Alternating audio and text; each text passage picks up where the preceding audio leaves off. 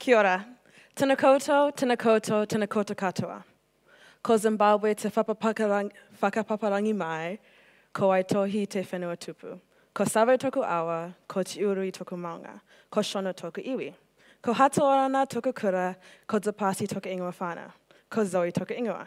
No reira, tēnā koutou, tēnā koutou, tēnā koutou katoa. Let's set the scene. I'm 13 in a social studies class engaged in a charades type game. And I've just won.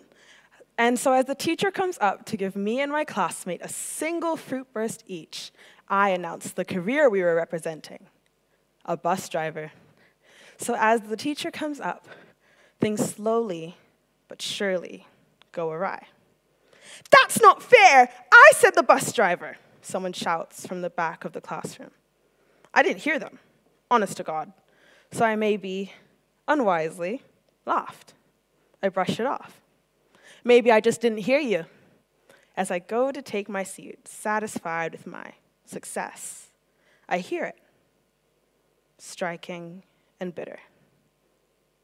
She stole it. She stole the prize.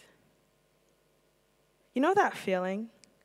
Searing and tender through the chest, and your throat constricts, and a scalding wave of guilt and shame just washes over your whole body, and you're just stuck in your own immobilizing flood of emotion. I stood there frozen for a moment, and I couldn't bring myself to look in her direction for the rest of the lesson. In that moment, my world collapsed, however melodramatic as that sounds. It wasn't what was said in that lesson, in that moment, that hurt, but it stuck out to me as sort of a tipping point and a life-changing realization. You see, later that day, as I began to internalize what I had heard, I lamented on things that were said to me and about me. I recalled another occasion in a different class where I'd changed the settings on an iPad to make it work better for me. And a classmate asked me to do the same for them. So I did. And eventually, the teacher came around and asked where our iPads looked different to everyone else's. And immediately, a shift. The girl looked at me and called me an idiot, said that it was my fault. And as the teacher walked away, she turned to me and said, "You're stupid. I always knew you were stupid." As I reflected on those two experiences, I came to a very sad realization that when I'm good, I'm great, extraordinary even. But when I am bad, I am black. That is to say, for most of my life, I exceeded expectations. I was eloquent when I wasn't expected to speak. I was clever when I wasn't expected to understand, until I wasn't. When I made mistakes, I was stupid, merely an imposter, a product of affirmative action. I was never good enough, or smart, or intelligent. Rather, I was an illusion of goodness. It sounds very dramatic when you say it like that, quite crude and insensitive. But that was how I had felt at the time, that I, too, had been fooled by my own illusion. I now know that I was smart, I am intelligent, I was well-spoken, and I continue to be. Though I've grown and settled into myself, those things didn't suddenly one day become true. But back to our story, I'm 13, and I'm very sad and very distraught at this idea of racism, something which seems unfathomably naive to think today. But still, I was quite upset. I remember these stories so distinctly because I told them to a trusted adult as it was all happening, as the emotions unfurled for me, ugly and raw and unpolished from the frills and flares of storytelling. And I remember watching this adult as I cried. These tears that just screamed, "Help me!" And I watched as nothing happened. There was no hug, no consolation, just this look. And I watched how time and time again this would happen. I would cut myself open, spilling these feelings of guilt and shame and profound sadness on stages, in classrooms, in heartfelt conversations, only to see this look, this indifference, often doubt or nonchalance, sometimes pride at how good of a listener they'd just been. I began to blame myself for positioning myself as perfect, independent, and completely self-reliant. I thought that it was by virtue of my own grown-upness, my own she'll-be-fineness, that I'd made people believe I didn't want help, that I didn't need help. I began to think of myself as this sort of idea. I had this joke that I'd be far better as a martyr than a politician, because dead people can't disappoint you. I believed that I was better as lost potential than a failure. It took many years of cutting myself open to realize how badly it hurt, and many more to learn that I didn't have to. So this will not be a sad racism story. Now to start over, I'm Zoe Dzapasi, I'm 16 years old, and I'm here to talk to you about the often crushing pressures of Black exceptionalism. We today have very strong notions of what it means to be a person of color or a minority. My own introductions to these concepts were rather interesting. I, as a child, struggled to understand racism because, as far as I was aware, I wasn't subject to it. I actually told my mother off for giving me the classic, "You have to work twice as hard to earn half as much as your white counterparts talk," because I thought she was being racist to white people. This wasn't because racism hadn't existed in my world, or the world, but rather, I'd been a beneficiary of it.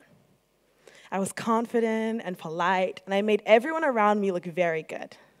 I wasn't threatening at all. I was nothing like those other Black people, nothing like those sort. When I was 13, I was told I couldn't be offended by my classmates' use of the N-word because I wasn't really Black. In my shock, I'd ask them what they meant, only to find it wasn't an insult. They followed up with, "But that's why we like you so much." What it meant to be Black at that time, I didn't know. That was something I could only learn through failure. Failure to perform the exceptionalist fantasy. Only then did I become Black. I became a thief, loud, angry, argumentative, hysterical, rude, bossy, aggressive, dangerous, a threat. But in my role as the good Black girl, I became the benchmark against all who came after me would be measured, the token, the symbol for what other girls who looked like me could become if they just applied themselves. I earned this respect that was conditional, off of the backs of my peers, of my people. But was this really respect?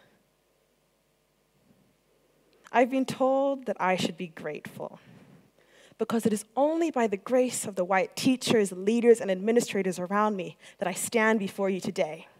Grateful to even be let in, grateful for the chance, grateful for a seat at a table at which I cannot eat, grateful that I get to be the bridge that propels my race forward in the eyes of people who can only see me without my color, to whom I am good or I am Black. I cannot be both.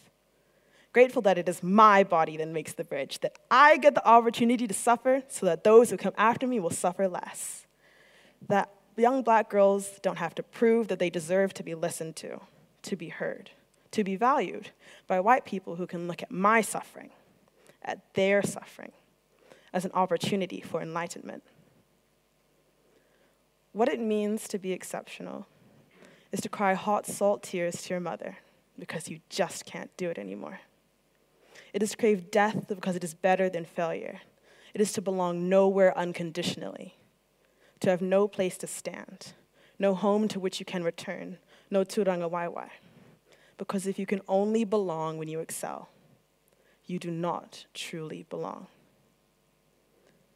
I often have this dream of my grandmother's homestead, of the plains, the rolling mountains, and a stream flowing through, bringing life to it. Irrespective of this burden, this undertaking, I'm in an albeit ironically exceptional position. to be able to catch the knives of judgment before they hit the tender backs of my siblings, my younger cousins, other little black boys and girls whom I will never meet. The place where I stand before you today is an incredibly privileged position. Maya Angelou once said, bringing the gifts that my ancestors gave, I am the dream, the hope of the slave. Where I stand before you now is beyond the wildest dreams of those who came before me. But that is not a reason to stop pushing. Pushing so there can be no more knife catchers, no more bridges made of people, no more suffering so that those who come after us will suffer less, so that there can be change.